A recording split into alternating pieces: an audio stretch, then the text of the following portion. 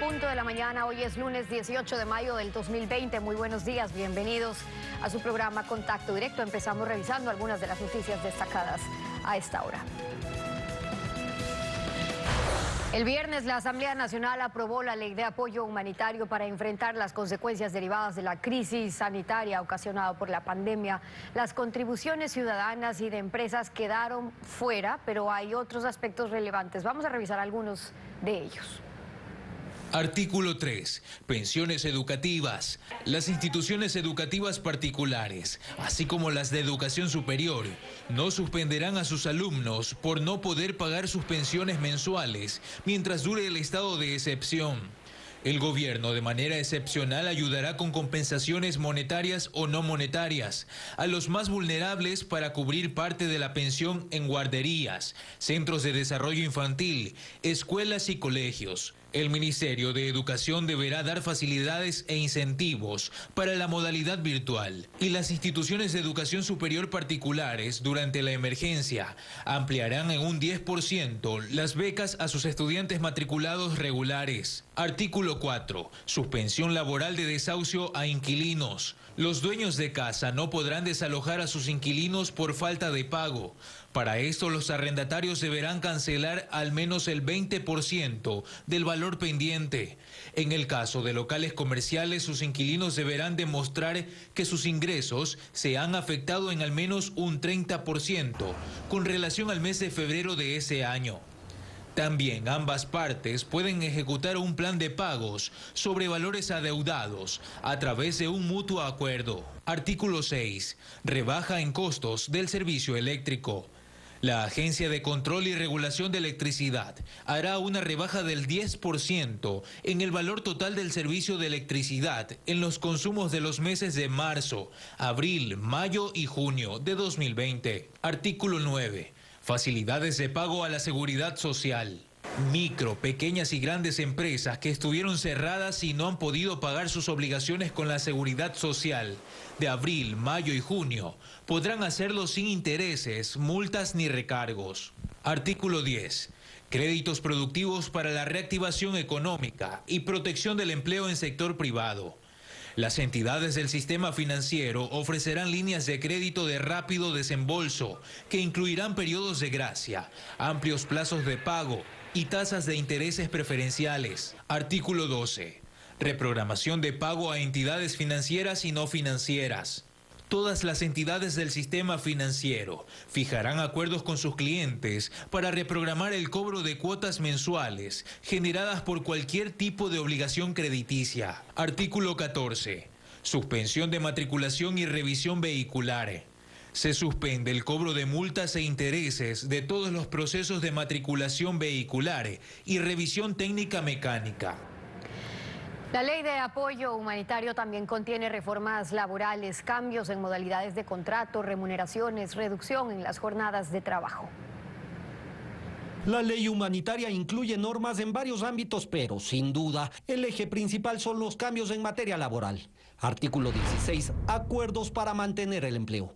Este artículo consagra los acuerdos entre empleadores y empleados para definir reducciones salariales.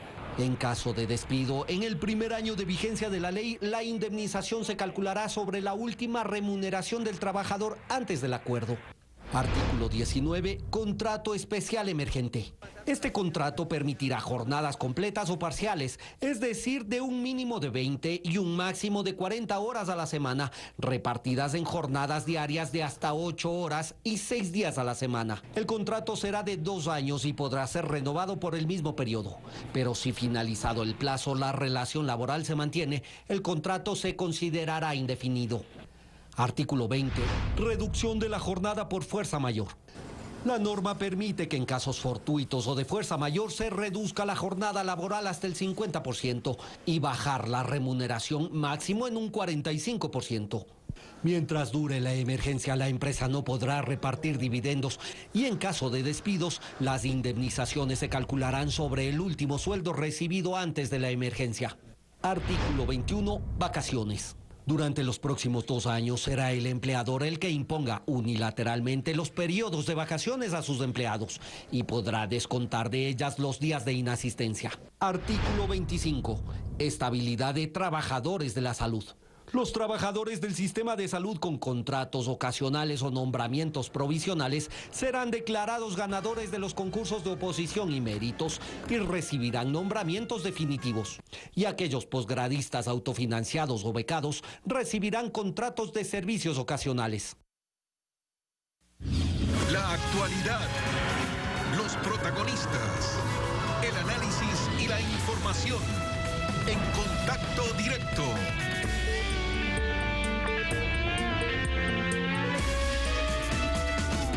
Revisamos quiénes son hoy nuestros invitados.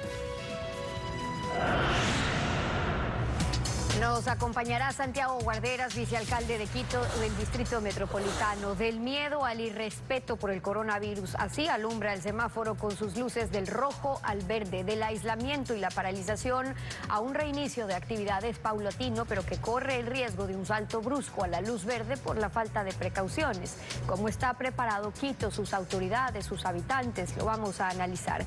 También hoy estará con nosotros Héctor Vanegas, concejal de Guayaquil por Centro Democrático y procurador judicial de los familiares de los fallecidos por coronavirus no identificados. Guayaquil se convirtió en noticia mundial con sus muertos insepultos en las calles, en domicilios, en hospitales. Todavía hay casi un centenar que permanecen insepultos, sin identificación, y ya el gobierno disolvió la fuerza de tarea para levantar los cadáveres. ¿Cuál será su destino? Lo vamos a revisar. El epicentro de la pandemia en Guayaquil, que comenzó con un pico en el número de muertos, insepultos, enfermos sin atención, horrorizó al Ecuador y el miedo encerró a todos en casa. Pero la paralización económica ha generado la angustia de un reinicio que si no se toma como indica la luz amarilla, de cautela, de precaución, nos puede llevar a una riesgosa aceleración con un rebrote comunitario de la pandemia. Santiago Guarderas, vicealcalde de Quito del Distrito Metropolitano, bienvenido, gracias por estar con nosotros. Estefi, muy buenos días, un saludo a todos los televidentes.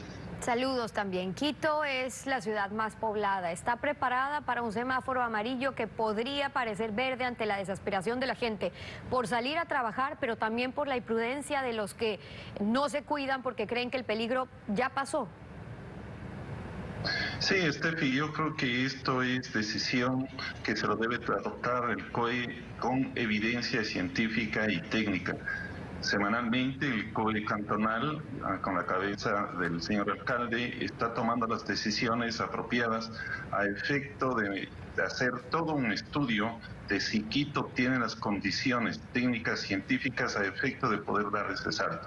Sin embargo, se ha dado ya apertura a ciertos sectores que han presentado los protocolos respectivos a efecto de que podamos ya dar cierto tránsito a la posibilidad de que estas empresas puedan trabajar.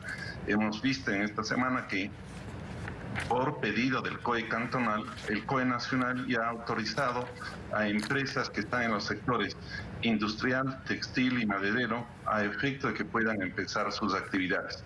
De igual modo, el propio municipio, a través de la empresa de obras públicas municipales, ha iniciado ya este día con el proceso de repavimentación que había sido suspendido. Empezamos ya a trabajar en el norte, en el centro y en el sur de Quito con el propósito de reanudar actividades y promover el que otras empresas puedan también hacer estos protocolos fundamentalmente con las normas de bioseguridad que son indispensables para que puedan seguir abriéndose los distintos Ahora, sectores. esta paralización económica siembra angustias que no pueden esperar, pero las autoridades tienen que responder a la desesperación por reactivarse siempre y cuando no empeore la situación en la salud de la comunidad. ¿Qué tan preparados estamos para ese reinicio? Hay varias historias. Veamos algo de eso. Un hombre de 76 años llegó a las 8 de la mañana con síntomas de la enfermedad y le dijeron que espere, que ya lo atendían. Le dieron una silla y ahí dicen que se quedó. Que no, que solo es pulmonía, que solo pañitos de eucalipto. Le llamamos, le dijimos que venga, que por favor, que no tenemos unidades y que ahorita que no pueden hacer esas pruebas. En las calles Moromoro y Teniente Hugo Ortiz en el sur de Quito, una mujer de 63 años que caminaba junto a sus familiares se desplomó en plena vía pública. A las 10 de la mañana de este martes, los pobladores del barrio La Ferroviaria, en el sur de Quito, llamaron al 911 para reportar que una persona se desplomó en la calle. Ocurrió en la intersección de las calles Gasca y Pablo Palacios en el norte de Quito. Un hombre de 86 años se desplomó sobre la acera a pocos metros de su vivienda.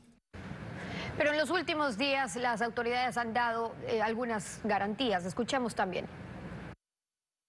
Gracias a la coordinación que realiza el gobierno del presidente Lenín Moreno y todo el gabinete, tenemos operativo y funcionando el puesto de mando unificado IES, Ministerio de Salud Pública, de la provincia de Pichincha. Este equipo técnico monitorea en tiempo real la capacidad de nuestras unidades y gestiona los recursos, o sea, hospitalización, unidades de cuidados intensivos, ambulancias, insumos, medicamentos, etc. Esta misma articulación nos volverá más eficientes y garantizará la atención oportuna a los pacientes en Pichincha. Por un lado, se han reportado casos de ciudadanos denunciando que no les atienden. Por otro lado, cuando uno escucha a las autoridades, parecería que ya está todo bajo control. Ahora, incluidos los ministros, están garantizando que ya hay una coordinación para las atenciones. ¿Qué es lo que ven ustedes desde el municipio? Yo creo que siempre ha existido coordinación. Me parece que la actividad que han cumplido tanto el gobierno nacional cuanto el gobierno local ha sido muy importante. En el caso de Quito hemos tomado las precauciones a efecto de que podamos priorizar la vida. Lo más importante es la vida. En ese sentido, el propio municipio ha implementado un centro de atención temporal hospitalario que se le inauguró el viernes pasado con el propósito de recibir a pacientes con síntomas leves y moderados y de ese modo también poder contribuir al sistema hospitalario de tal modo que aquellos pacientes que se están recuperando inclusive pueden pasar a este centro hospitalario y dejar abierto la posibilidad de que personas que están con síntomas graves puedan ocupar esos espacios en los sistemas hospitalarios y también las unidades de cuidado intensivo. Tenemos todo un protocolo para efecto de que ojalá no lo ocupemos el tema de los cadáveres. En verdad han ocurrido 22 cadáveres fallecimientos que posiblemente tienen esta situación del COVID, pero estamos tomando las precauciones. Sabemos que la curva está ascendiendo, que todavía no se ha saturado, que no está aplanado, y por eso mismo es que las decisiones que ha tomado el señor alcalde en ese sentido tienen por propósito el evitar que exista un mayor contagio y que podamos salir de manera ordenada, disciplinada, con responsabilidad, de modo que podamos asegurar la vida de todos nuestros habitantes. Mientras tanto, las autoridades municipales están dando o se acercan a dar un visto bueno al semáforo amarillo. Los nuevos horarios del toque de queda que se aplicarían desde el miércoles 20 de mayo, en el caso del semáforo amarillo serían desde las 9 de la noche, ya no desde las 2 de la tarde, el toque de queda. Eso fue un pedido, dijo la ministra de la Industria y también de los alcaldes. ¿Quito también se une a ese pedido? Estamos evaluando, creo que en las próximas semanas, una vez que tengamos los resultados que nos propongan los científicos y los médicos, se podrán tomar decisiones. Recordemos que en el caso de Quito, el 26 de mayo, recién llegaremos al día pico, al día 60, en donde el COE cantonal tomará la decisión apropiada. Sin embargo, vuelvo a repetir, creemos que el tema económico se tiene que reactivar y en ese sentido invitamos a las empresas a que presenten los protocolos de bioseguridad fundamental para que puedan iniciar estos procesos. Queremos que todos los sectores se reactiven, pero queremos hacerlo de manera progresiva, de manera disciplinada. Como usted lo señaló hace un momento, queremos garantizar la vida de los quiteños. Esa es nuestra prioridad. Ahora, sin importar el color del semáforo en el que se encuentren, hay puntos conflictivos que están en los lugares de concentraciones públicas, en las calles, en los mercados. Entonces ahí se han reforzado esfuerzos desde Fuerzas Armadas, también el municipio, para la circulación en las calles, para mercados. ¿Se les está haciendo difícil controlarlo ya? Sí, bueno, usted conoce que hay una parte de la población que lamentablemente no ha querido respetar las decisiones de las autoridades. Recordemos que este es un tema de corresponsabilidad de todos los ciudadanos.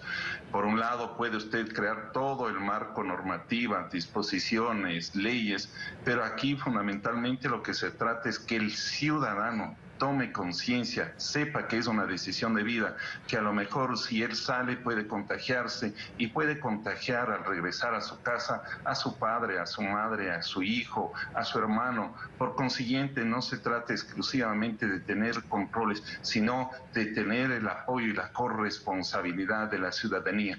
Esta es una lucha que la podemos vencer si todos nos unimos.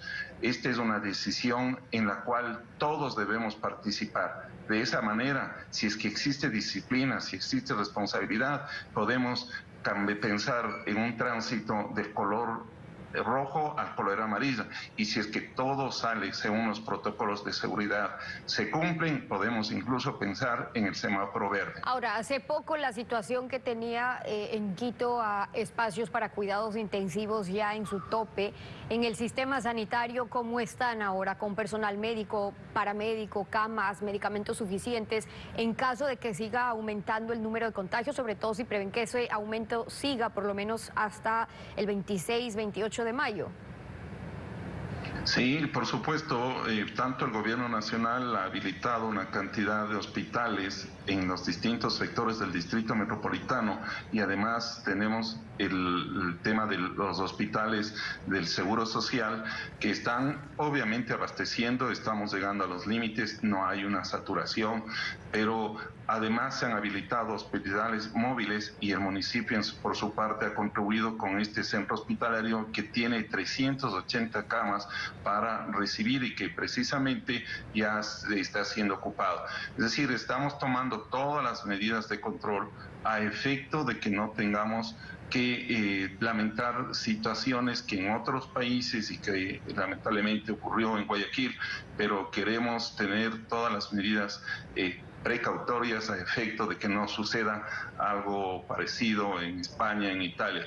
Por eso mismo, las decisiones tienen que ser inteligentes, tienen que ser pensadas, tienen que ser meditadas. Bueno, y sin irnos tan lejos a otros países, vicealcalde, que no suceda lo que ocurrió en Guayas, en cantones como Guayaquil. Para esta fase, y vale recalcar, la ciudadanía tiene que asumir su responsabilidad. Digo, vale la aclaración, porque muchos creen que ya pasó lo peor, que no hace falta tomar mayores cuidados ya, pero lo que está ocurriendo en provincias como Guayas o en Guayaquil es muy distinto. Además, cuando ya se detecta que incluso en los primeros casos se pudieron haber encontrado no en marzo, sino en febrero y a mediados de febrero, es decir, que llegó mucho antes al Guayas, a Guayaquil, y la diferencia que tiene con otras provincias, o en el caso de Pichincha, o donde se encuentra en el pico de la curva, más bien Quito, es totalmente distinto.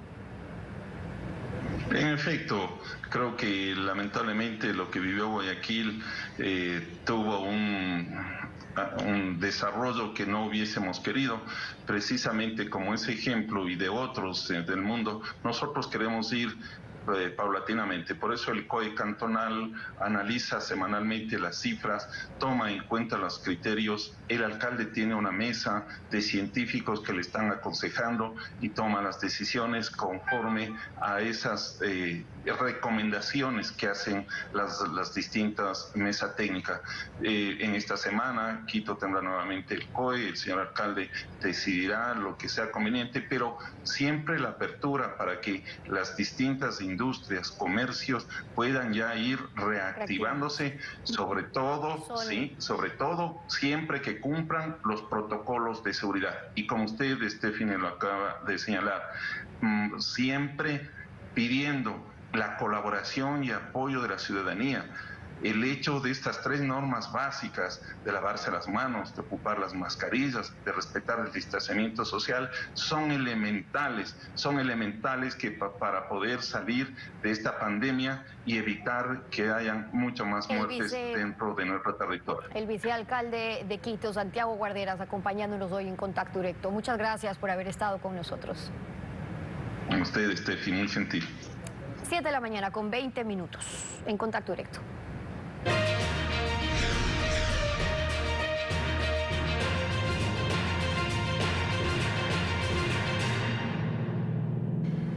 Finalmente salió a flote que los proyectos urgentes buscaban mejorar también la imagen del país. ¿Pero cómo? ¿Ante quién? Alfredo, buenos días. ¿Cómo te va?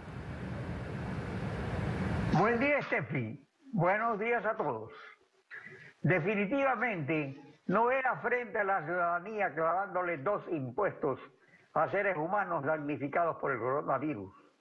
Era ante sus acreedores, los tenedores de bonos, para que los entes multilaterales de crédito aflojen un poco más de dinero al Estado. A un Estado que desde su fundación, desde su primera deuda para financiar la independencia, ha dejado una docena de veces de pagar la deuda, ostentando un récord en el continente. Esa bien ganada fama de mal pagador no se puede borrar con la creación de 2 impuestos. La buena imagen del país debe fundarse en bases más sólidas. Por ejemplo, en combatir la corrupción, no solo sentenciando a los últimos presidentes y vicepresidentes.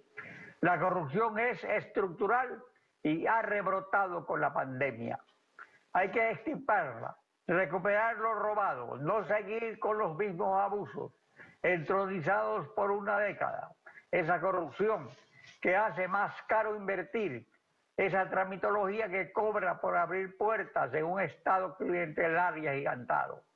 Un país que combata esa corrupción tiene buena imagen y es digno de confianza, no solo para pellizcar un poco más de entes multilaterales, sino para salir de la fosa común de la catástrofe.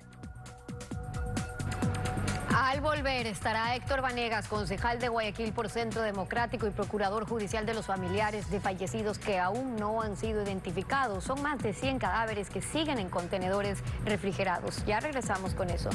No se vaya.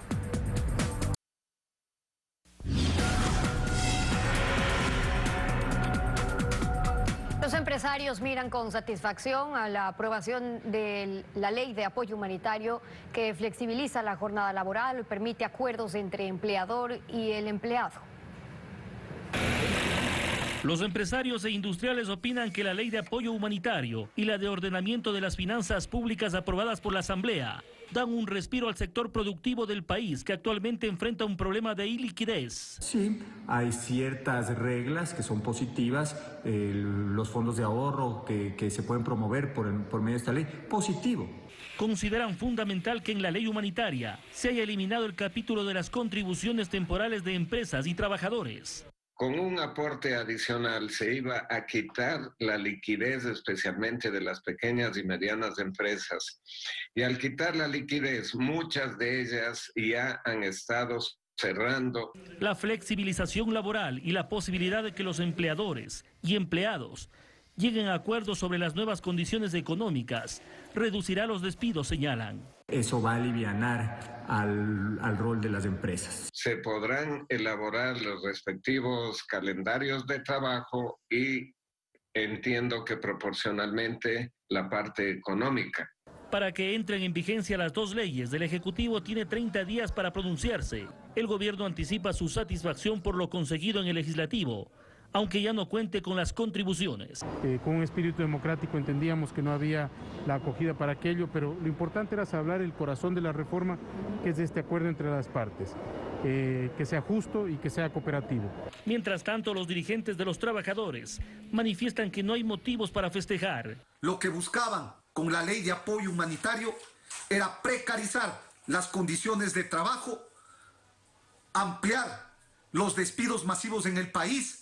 Aunque no están permitidas las aglomeraciones, este lunes los trabajadores se convocaron para protestar, respetando el distanciamiento por la emergencia. Cuando la pandemia del coronavirus atacó a Guayaquil, ayudado por la imprevisión, nadie estuvo preparado y cierta irresponsabilidad también. Guayaquil adquirió notoriedad mundial con esas imágenes que recorrieron de cadáveres insepultos. Pero el drama no termina. Hay casi 100 cadáveres que están almacenados que no han podido ser identificados. Héctor Vanegas, concejal de Guayaquil por Centro Democrático y abogado de los afectados que buscan a sus familiares aún. Bienvenido a Contacto Directo.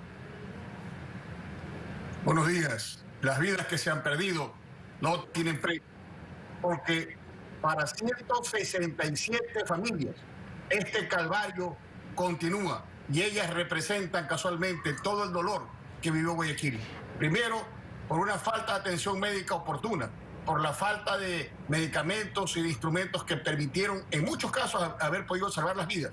Luego, con el recogimiento de los cadáveres para poder, a través del COE, tenerlos para sepultarlos.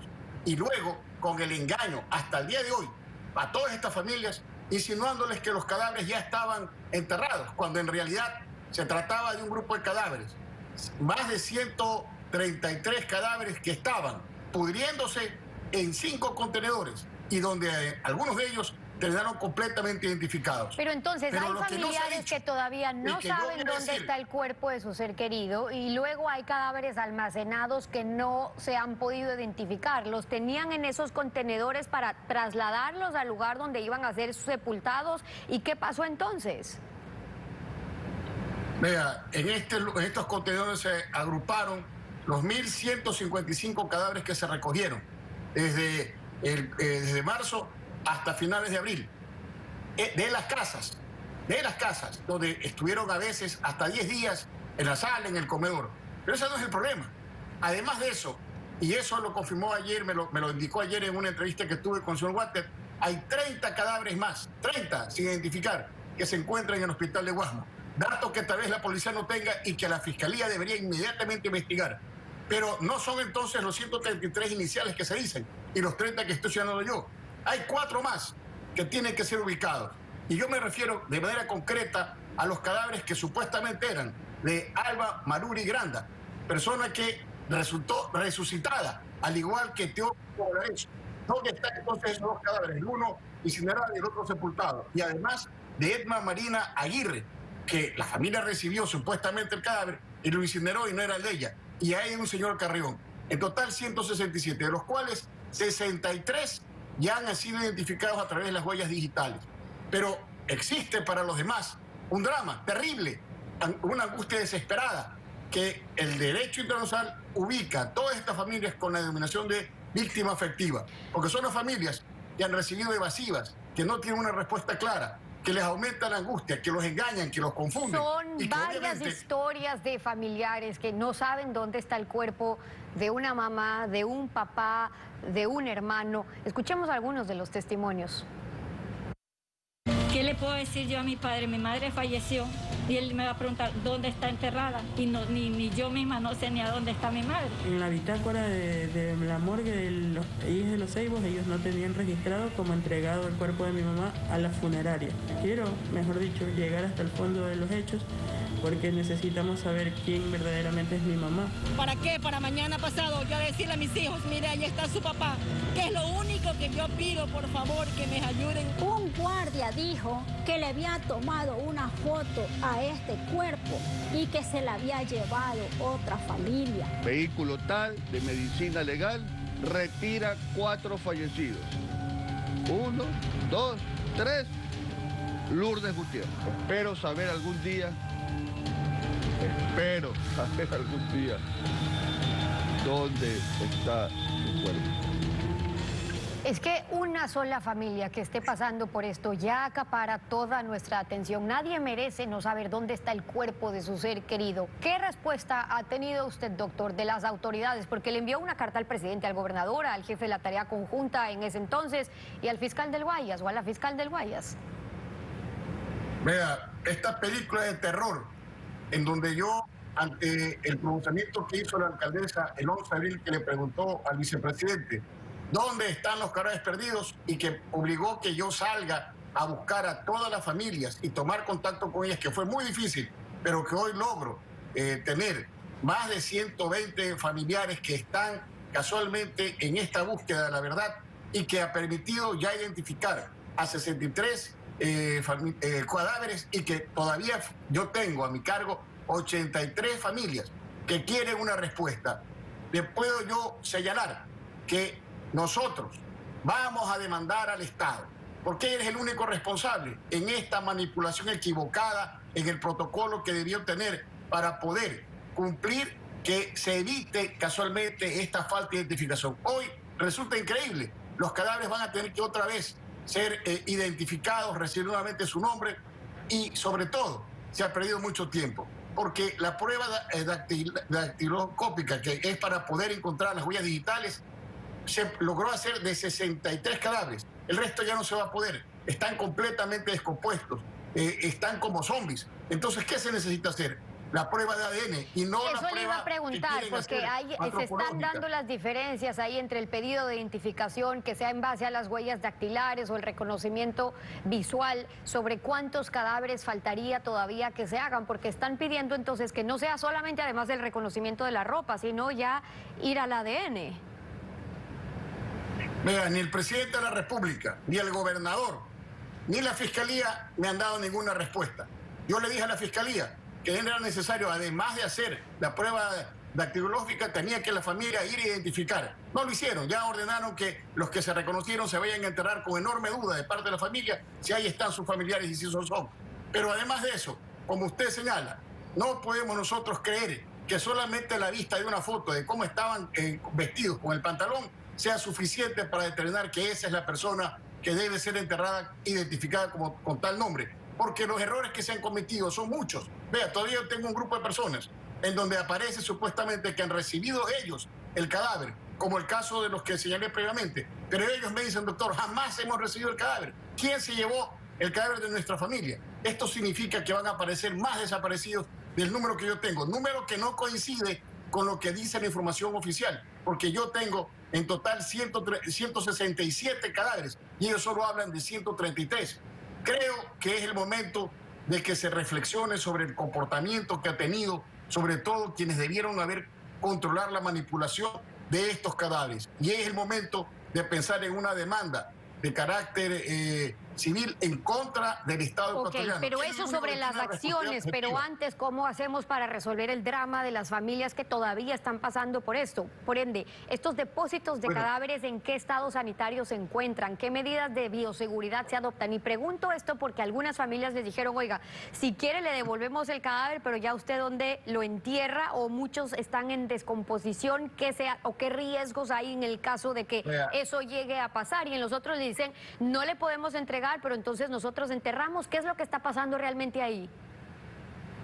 Es que esa es otra gran mentira. Ellos no pueden entregar los cadáveres porque el decreto que dictó el presidente, el 10-17, y todos los que tienen que ver con los protocolos instaurados para poder enterrar los cadáveres, dicen que solamente el Estado puede, en el caso de los que están contaminados por COVID, proceder a enterrarlos bajo su responsabilidad. Entonces resulta lesivo que vayan las personas a DINASEP, que vayan a criminalística, a hacer un largo calvario en donde son maltratados, donde son engañados, donde se les dice que los van a llamar para las investigaciones que han tenido y que nunca los llaman, y en donde ni siquiera a mí se me permitió entrar, lo cual resulta absurdo porque yo soy el que defiendo a toda esta gente y porque soy el concejal de Guayaquil que está a cargo del tema. Entonces resulta criminal la actitud que están tomando con estas familias, porque esos cadáveres tienen que enterrarlos el Estado y no recibir el nuevo engaño que les dicen les vamos a dar el cadáver. Eso no va a ocurrir. Ahora, también pasó entonces, que el propio jefe de la Fuerza de Tarea Conjunta en ese entonces denunció que mientras hacían negociados en las morgues para cobrar cuando un familiar venía a retirar un cuerpo, le daban el cuerpo solamente si pagaban, y por mover en desorden estaban perdiendo las identificaciones, se creaba confusión. Esa denuncia se presentó ya hace algunas semanas. ¿Tiene relación con esto? A ver, Guate ha presentado 2 denuncias en ese sentido, de gente que cobraba para entregar los cadáveres y manipulaba casualmente estos cadáveres. Esa responsabilidad se concentra entonces en los directores y gerentes de los hospitales, sobre todo de donde estaban el mayor número de fallecidos, el Teodoro Maldonado, el del Guasmo, el del 10 de los Ceibos. Pero también hay otra denuncia, que es la que origina esta investigación, que es del gobernador Duarte, en el que la Fiscalía comienza a investigar lo que ellos denominan, ¿no es cierto?, la falta de cumplimiento de una orden legítima, es decir, un desacato. Por eso está la investigación, lo cual es risible, porque evidentemente hay ahí otro tipo de infracciones que se han cometido, a mi juicio, como por ejemplo el homicidio culposo por mala práctica profesional, porque muchas personas no debieron haber muerto porque tuvo una falta de atención por parte de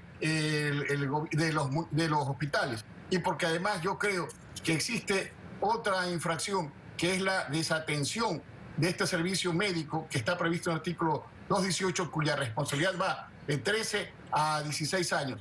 Por eso nosotros vamos a encaminar no solamente la acción indemnizatoria, sino también la acción penal en contra de todos aquellos que tienen que responder. Le repito, hay en el hospital del Guasmo, según se me ha indicado por parte del señor Huarte, 30 cadáveres a identificar que nadie le ha tomado en cuenta. Y entonces, ¿en qué estado se encuentran? Evidentemente, el sistema de frigorífico para cuidar los cadáveres ha fallado. ¿Por qué falla? Porque las fundas en las que los han colocado son fundas que producen mucho calor al cuerpo y estos, montados unos sobre otros, aumentan la forma por la cual los cadáveres se van descomponiendo. Y a esta altura, esos cuerpos ya están completamente en un estado de zombie. Y cuando usted habla de presentar una demanda contra el Estado para que respondan los que tienen que responder, ¿a quién se refiere? ¿Dónde están esas responsabilidades?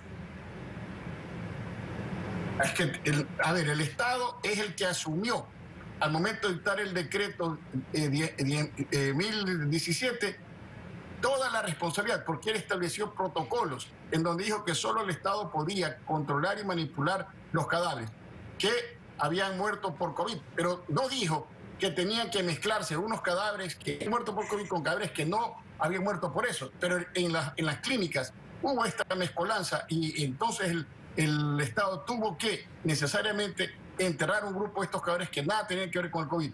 Y al tomar esta responsabilidad, el Estado se puso bajo su única responsabilidad, esta responsabilidad objetiva, que lo convierte en el único responsable de los hechos ocurridos y por lo tanto es el único que tiene que responder, sea por la vía civil o penal en nuestra legislación ecuatoriana y ante nuestros tribunales o ante la Comisión Interamericana de Derechos Humanos, porque han incurrido en el artículo 5 y 10 de esta Convención Internacional. Es parte del drama y lo que va dejando esta pandemia, lo que siguen viviendo algunas familias ecuatorianas. Héctor Vanegas, procurador judicial de los deudos, que buscan la identificación de sus seres queridos. Es importante decir que no vamos a abandonar a la gente.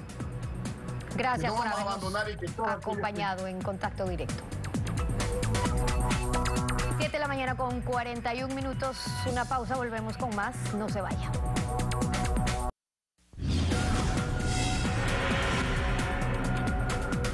Con esto estamos despidiendo esta emisión de Contacto Directo. A ustedes, como siempre, un buen inicio de semana. Gracias por su sintonía. Ya viene Televistazo en la Comunidad.